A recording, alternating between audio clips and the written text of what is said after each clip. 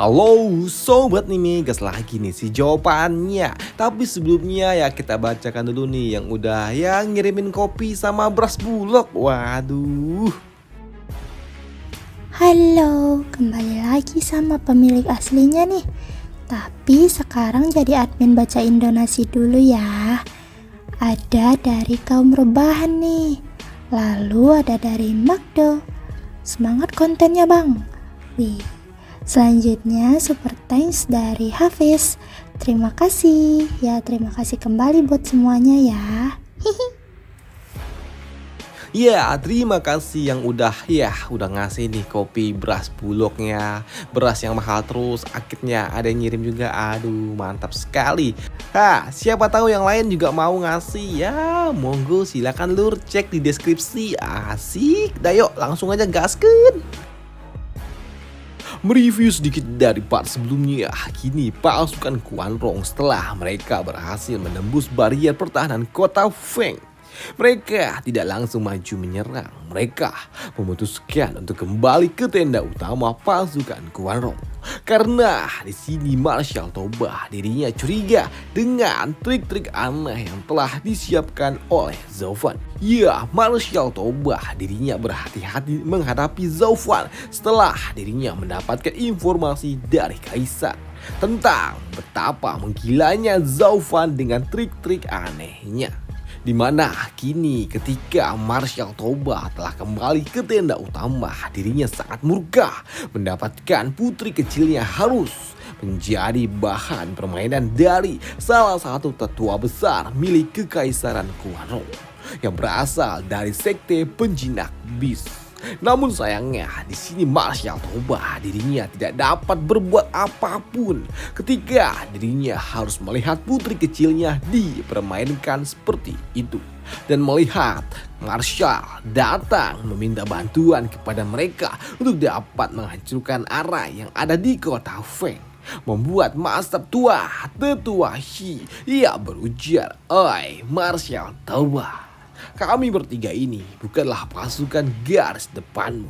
Dan sembari menggendong putri Marshal, di sini Tetua ini ia berujar, "Menghancurkan area musuh itu seharusnya adalah tugas dirimu. Kami di sini hanya untuk mengatasi para kultivator yang datang, bukan untuk menghancurkan area," ujar tetua cabul itu. Dan apa yang dikatakan oleh tetua cabul dibenarkan oleh dua tetua lainnya.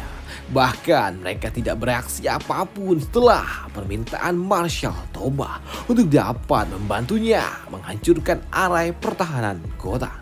Namun untuk Marshal Toba mendapatkan jawaban seperti itu dan melihat putri kecilnya terus dipangku seperti sosok wanita nakal, jelas membuat Marshal Toba dirinya murka.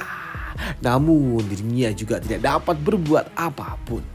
Namun di sini penasehat Quanrong dia berusaha untuk dapat membantu Marshal Toba untuk dapat menyelamatkan putrinya dengan cara dirinya berujar, tetua yang terhormat, masalah ini adalah masalah yang melibatkan 1/10 wilayah Tianyu yang telah dijanjikan kepada kita.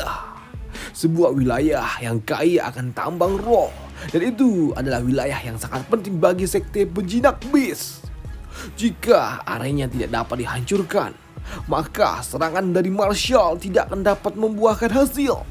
Dan hal ini dapat menyebabkan situasi di mana semua urusan kita akan menjadi sia-sia. Dan jika Anda kembali ke sekte begitu saja, ini akan sangat sulit bagi kami untuk dapat menjelaskannya kepada Kaisar, ujar dari penasehat Quanrong kepada 3 pilar penjaga sekte penjinak Beast. Namun mendengar apa yang dikatakan oleh penasehat sekte membuat salah satu tetua ia berujar, Tetua penasehat kekaisaran, apakah kau sedang mencoba untuk mengancam kami?" Tidak, sama sekali tidak tetua. Saya hanya khawatir kepada prospek masa depan para tetua. Lagi pula, semakin lama waktu berjalan, maka akan semakin besar pula kemungkinan 3 sekte pelindung Tianyu mendengar tentang hal ini. Dan jika begitu, maka ketiga tetua yang telah datang jauh-jauh ke tempat ini, yang harusnya dapat dengan mudah meraih sebuah keuntungan, akan kembali dengan tangan kosong. Dan ini ya jelas, ini sungguh sangat disayangkan, ujar dari penasehat kekaisaran yang takut jika sampai Sekte pelindung kekaisaran Tianyu sampai harus turun tangan seperti apa yang dilakukan oleh Quanrong yang sampai memanggil salah satu sekte pelindungnya. Yang artinya kekuatan tempur utama milik Tianyu yang awalnya tidak akan ikut campur dalam hal-hal internal kekaisaran akan segera turun. Mengingat ini bukan lagi sebuah masalah internal ketika kerajaan lain harus ikut campur. Dan hal itu pun disadari oleh Pak Tua ini, di mana ia berujar, ya, penasehat kekaisaran kau, ya, pemikiranmu sungguh sangat cerdas. Dan sebaiknya, ya, kita tidak lagi menunda lebih lama lagi untuk pertarungan ini. Karena semakin cepat ini semua berakhir, maka ini semua akan semakin baik. Di mana ketika para tetua ini akan turun tangan, di sini dirinya berujar, tetua cabul, serigala buas, ayo kita pergi ke medan laga. Dan ketika kita telah mendapatkan 10 wilayah Tianyu itu, ya, kita semua masih memiliki banyak waktu untuk dapat bersenang-senang. Ujar dari 3 tetua sekte pelindung kekaisaran Quanrong yang begitu yakin dengan kemampuan mereka. Dan karena mereka akan segera pergi ke medan laga, maka dari itulah di sini gadis Lan dirinya, ya, dapat lepas dari genggaman tetua Shi, tetua cabul itu. Dan langsung berlari ke arah kakaknya, yaitu Tobal Yofeng. Karena jelas di sini gadis Lan dirinya benar sangat amat takut. Karena ya, dirinya tidak dapat berbuat apa-apa. Bahkan untuk ayahnya saja, sang jenderal besar Quanrong juga tidak dapat berbuat apapun. Namun walaupun telah melepaskan gadis Lan, di sini tetua cabul dia berujar, Lian, aku ingin sekali menjadikan kau sebagai muridku. Ujar Pak Tua itu sembari pergi meninggalkan tenda utama. Dan jelas hal itu membuat mereka semua kesal dan tidak terima. Namun ya, mereka juga tahu kalau mereka tidak dapat berbuat apapun. Dan setelah mereka semua keluar di sini, barulah para jenderal Quanrong mereka murka. Apaan ini? Apakah ini para tetua dari sekte penjinak bis? Mereka semua benar-benar memalukan. Ujar dari para jenderal Quanrong melihat sikap dari para tetua itu. Sedangkan untuk penasehat kekaisaran, dirinya hanya dapat berujar, kakak, kau adalah seorang master yang paling ahli dalam hal menaklukkan kota. Maka dari itu dia menaklukkan kota. Bagaimana bisa aku menjadi seorang ahli? Bahkan sebagai komandan Quanrong, aku saja tidak bisa melakukan apapun ketika putri kecilku harus dicabuli di depan mataku. Ujar Pak Tua ini, jenderal besar Quanrong yang murka. Namun dirinya juga tidak dapat berbuat apapun di hadapan para tetua sekte pelindung kekaisaran Quanrong. Dan melihat kakaknya yang frustasi dan bingung bagaimana caranya untuk dapat melepaskan cengkraman tetua cabul kepada putrinya, membuat penasehat tua ia berujar, kakak, saat kita meminta bantuan dari sekte penjinak bis, dan siapa yang menduga kalau ternyata mereka akan mengirimkan ketiga orang itu. Mereka bertiga, Hu Xiaomeng, Lan Chanbao, dan juga Xi Xie. Siapa yang menduga kalau kita harus mendapatkan sekutu yang terburuk seperti ini? Ujar Pak Tua itu. Di mana dirinya juga berujar, khususnya tetua Shi. Dirinya mendapatkan sebuah rumor yang buruk. Dan aku dengar dirinya mempelajari sebuah teknik penyerapan energi. Teknik yang dapat merampok kekuatan yin dari seorang wanita. Dan rumornya Pak Tua itu dirinya telah melakukannya dalam jumlah yang tidak terhitung banyaknya. Maka dari itulah kakak, Anak perempuanmu telah menarik perhatiannya dan ini sangat amat berbahaya untuk dirinya. Dan aku sarankan setelah ini semua berakhir segera pergilah dan pindahkan putrimu ke tempat yang aman agar dirinya tidak menjadi target dari Pak Tua itu yang selanjutnya. Ujar Pak Tua ini yang membuat Pak Tua Marshal Tobah dirinya frustasi memikirkan bagaimana caranya dapat melindungi putri kecilnya itu. Namun setelah dirinya melirik ke arah putrinya, dirinya pun teringat akan suatu tempat di mana putrinya mungkin saja dapat selamat dari incaran tetua Hashi. Dan itu adalah tempat yang mulia Putra Mahkota. Putra Mahkota, dirinya tahun lalu dirinya pernah meminta Lian. Dan jika aku setuju dan dirinya pindah bersama dengan Putra Mahkota, Shin, seharusnya dirinya tidak akan berani mengambil wanita milik Putra Mahkota. Ujar dari Marshal Tobah. Ya, kau benar kak, sambut Pak Tua ini. Namun di sini Pak Tua ini juga berujar, tapi kak, kau seharusnya tahu kalau Putra Mahkota dirinya dikenal dengan sifat bejatnya. Namun setidaknya nyawa dari Lian dirinya akan aman. Karena kau harusnya tahu ketika seorang wanita telah kehilangan energi yin-nya, maka nyawanya akan lenyap untuk selamanya. Ujar Pak Tua itu.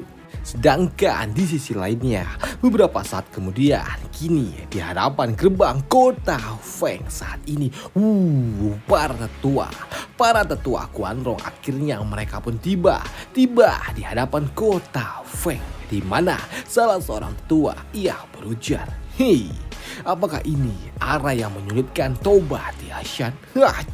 Salah satu dari kita saja sudah dapat dengan sangat mudah untuk menghancurkannya. Kurasa tua bangka itu dirinya hanya takut akan kehilangan pasukannya. Ya sudahlah, ayo kita segera selesaikan ini semua." Ujar dari tetua Wolf itu, di mana ia berujar, biarkan aku sajalah yang akan mengurusnya. Karena kita semua tahu bagi seorang master tingkatan maya, arai di bawah tingkatan 7 hanyalah sebuah ilusi. Arai apapun itu selama dirinya ada di bawah tingkatan 7, tidak ada gunanya di hadapan seorang master tingkat maya.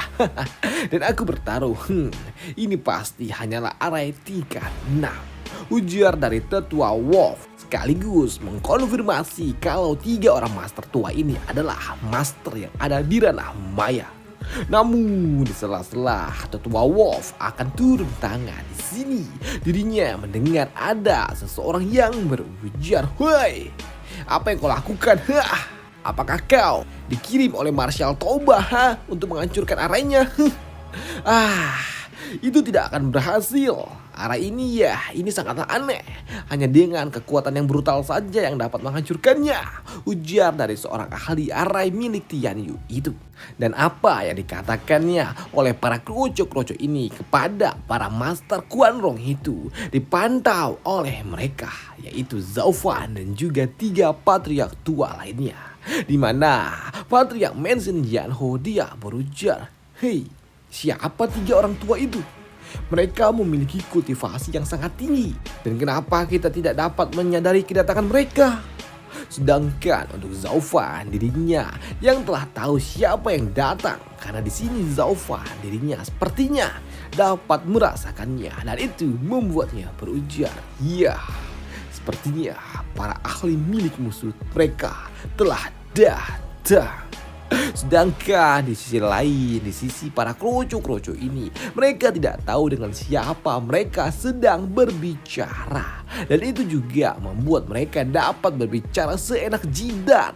Di mana salah seorang patua berujar, "Hoi, orang tua, minggirlah, jangan menghalangi jalan kami. Kami saat ini udah hampir dapat menghancurkannya. Kau datang hanya ingin mengambil jasa kami kan? Apakah kau tidak tahu yang datang pertamalah yang harus diduluin? Minggirlah, lihatlah dari jauh sana, Ujar Pak Tua itu sebelum dirinya ada sesuatu yang melintasi mereka. Dan itu adalah teknik Cloud Chaos yang membuat tiba-tiba saja mereka semua kehilangan kesadarannya dalam sekejap mata. Dan melihat teknik itu, di sini Zaufan dirinya tahu kalau musuh mereka ini bukanlah orang-orang biasa, dan itu membuatnya berujar itu adalah teknik penghancur jiwa. Dan mereka adalah kultivator ranah maya. Ujar dari Zaufan yang membuat mereka shock. Apa? Kultivator ranah maya? Dan ada 3? Gila.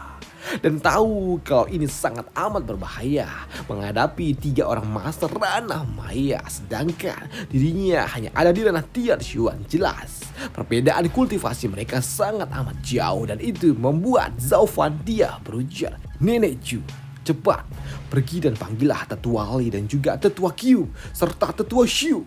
Panggil mereka segera mungkin, karena aku membutuhkan mereka untuk dapat membantu kita melawan mereka. Dan selama kau memanggil mereka, aku yang akan menahan mereka untuk sementara waktu," ujar dari Zaufan.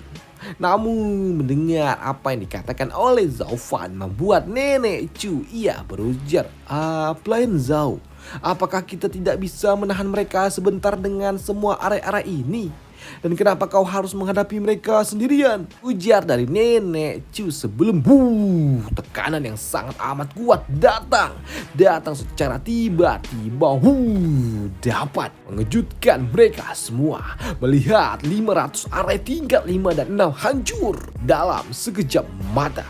Dan melihat itu semua membuat Zaufan dia berujar, lihatlah, sekarang kalian semua sudah melihatnya, ya kan? Ada sebuah pepatah yang berujar kalau area apapun itu selama ada di tingkatan di bawah dari tingkatan 7, itu hanyalah sebuah ilusi. Yang artinya area apapun itu yang ada di bawah tingkatan 7 tidak ada artinya untuk seorang master tingkat maya. Ujar dari Zaufan yang membuat mereka semua terdiam syok. Karena mereka tidak menduga kalau lawan yang akan mereka hadapi adalah lawan yang tidak mungkin dapat mereka sentuh, bahkan sehelai rambutnya saja. Dan melihat mereka semua bengong membuat Zaufan kesal. "Hei, apa yang kalian tunggu? Cepat panggil Tetua dan yang lainnya," ujar dari Zaufan. Selesailah cerita kita di sini dulu, dan besok lagi. Ditunggu aja nih aksi dari Zaufan untuk dapat mencoba mengulur waktu sampai Tetua Li dan yang lainnya datang. Pertarungan antara master tingkat maya dan juga Zaufan tentunya akan sangat menarik. Dan untuk Zaufan di part selanjutnya dirinya akan merasakan rasa sakit ketika dirinya harus berhadapan dengan seorang kultivator ranah maya. Dan sampai jumpa lagi besok. Bye. Jawaban uploadnya hari Sabtu, Minggu, dan Senin harusnya kalau nggak telat. Waduh. Dan sampai jumpa. Bye. Thank you.